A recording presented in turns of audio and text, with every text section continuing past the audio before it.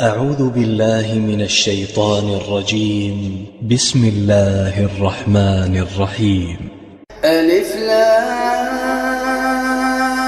را، تلك آيات الكتاب المبين. إنا أنزلناه قرآنا عربيا لعلكم تعقلون. نحن نقص عليك أحسن القصص بما أوحينا إليك هذا القرآن وإن كنت من قبله لمن الغافلين. إذ قال يوسف لأبيه يا أبت إني رأيت 11 كوكبا والشمس والقمر رأيتهم لي ساجدين.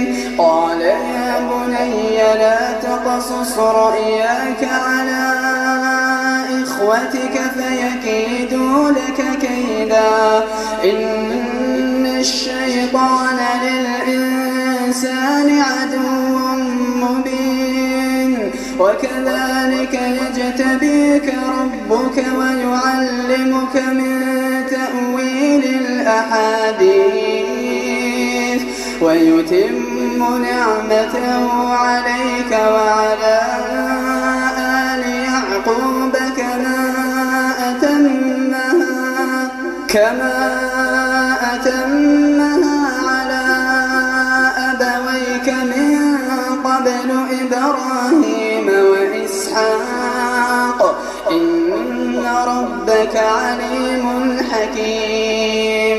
لقد كان في يوسف وإخوته آيات للسائلين. إذ قالوا ليوسف وأخوه أحب إلى أبينا منا ونحن عصبة إن أبانا لفي ضلال مبين. اقتلوا يوسف أو اطرحوه أرضا يخل لكم وجه أبيكم وتكونوا من بعده قوما صالحين. قال قائل منهم لا تقتلوا يوسف وألقوه في غيابة الجب يلتقطه بعض السيارة إن كنتم فاعلين. قالوا يا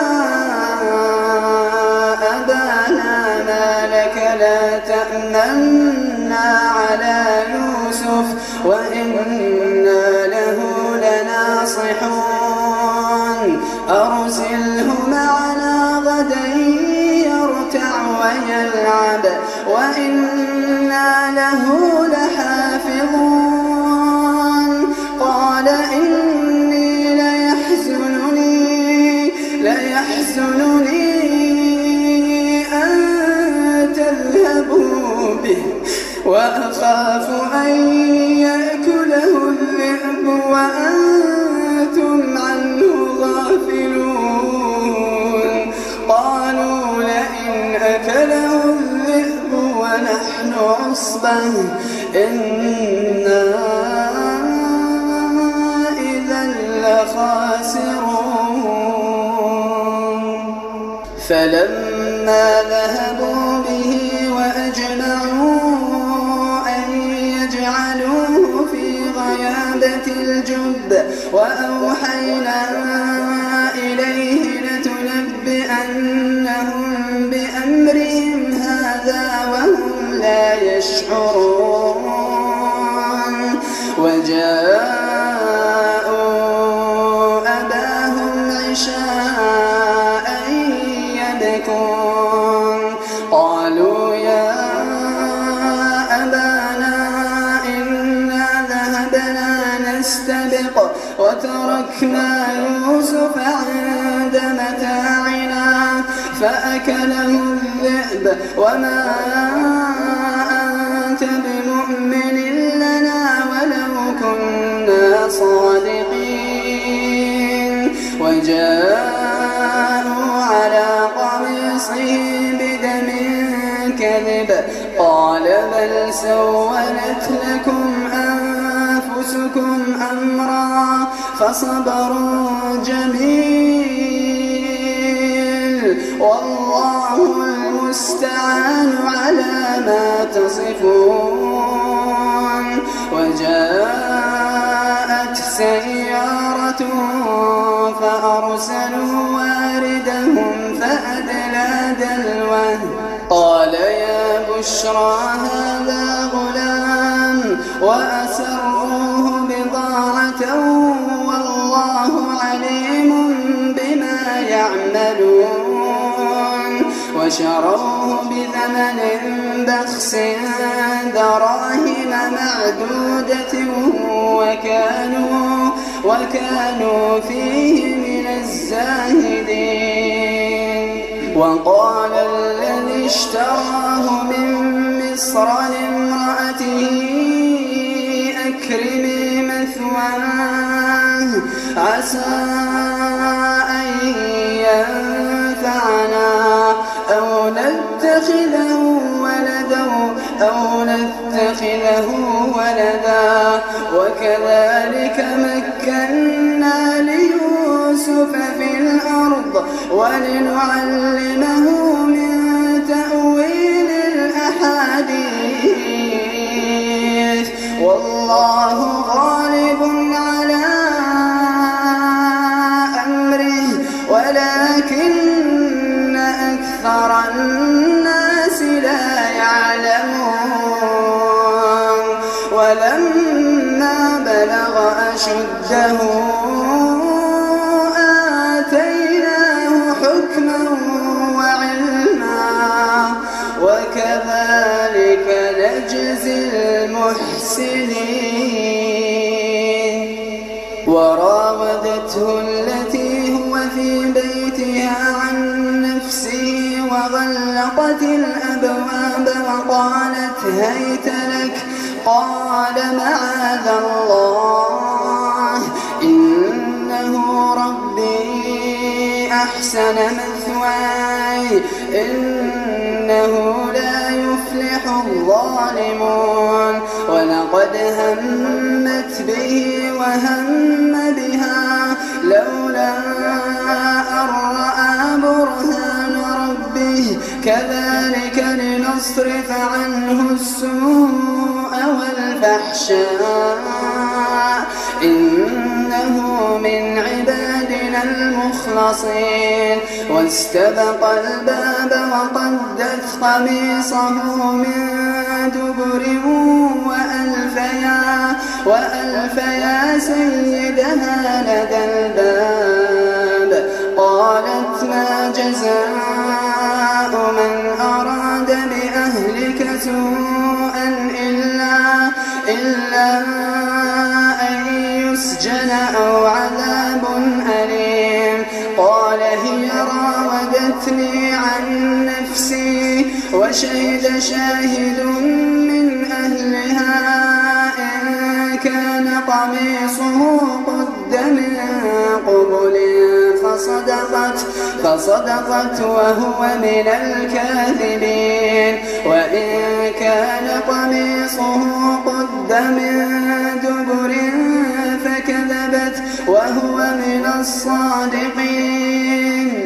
فلما رأى قميصه قد من دبر قال إنه من كيدكن إن كيدكن عظيم. يوسف أعرض عن هذا واستغفري لذنبك إنك كنت من الخاطئين. وقالت نسوة في المدينة امرأة العزيز تراود فتاها عن نفسه قد شغفها حبا إنا لنراها في ضلال مبين فلما سمعت بمكرهن أرسلت إليهن وأعتدت لهن متكئا وآتت كل واحدة منهن سكينا وقالت اخرج عليهن فلما رأينه أكبرنه وقطعن أيديهن وقلن حاش لله ما هذا بشرا إن هذا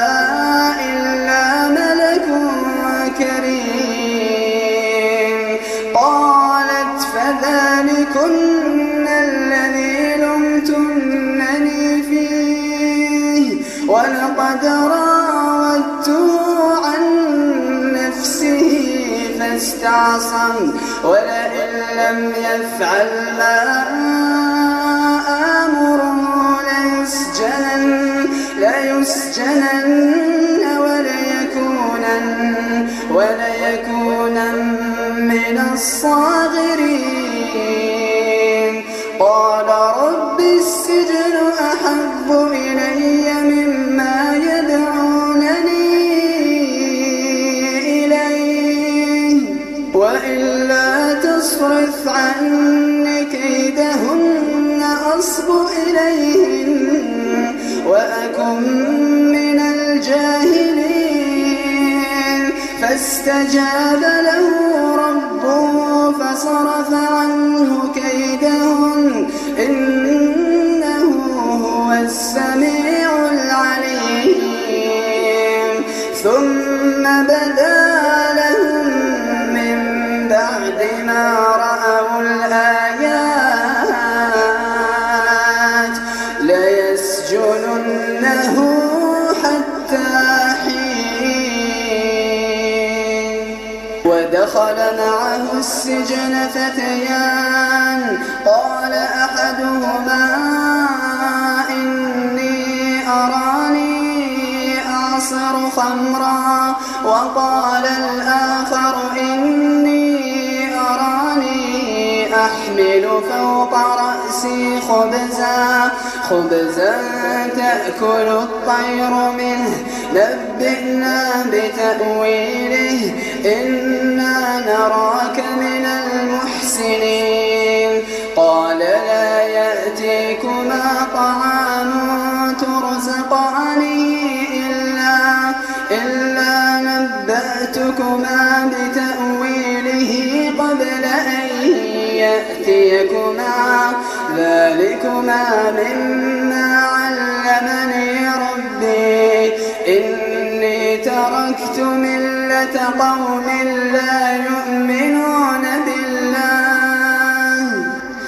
لا يؤمنون بالله وهم بالآخرة هم كافرون واتبعت ملة آبائي إبراهيم وإسحاق ويعقوب ما كان لنا أن نشرك بالله من شيء ذلك من فضل الله علينا وعلى الناس ولكن أكثر الناس لا يشكرون يا صاحبي السجن أأرباب متفرقون خير أم الله الواحد القهار ما تعبدون من دونه إلا أسماء سميتموها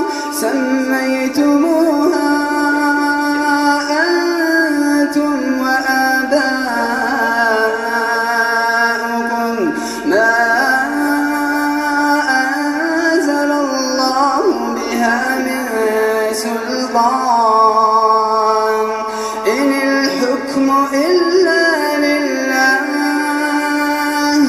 أمر أن لا تعبدوا إلا إياه ذلك الدين القيم ولكن أكثر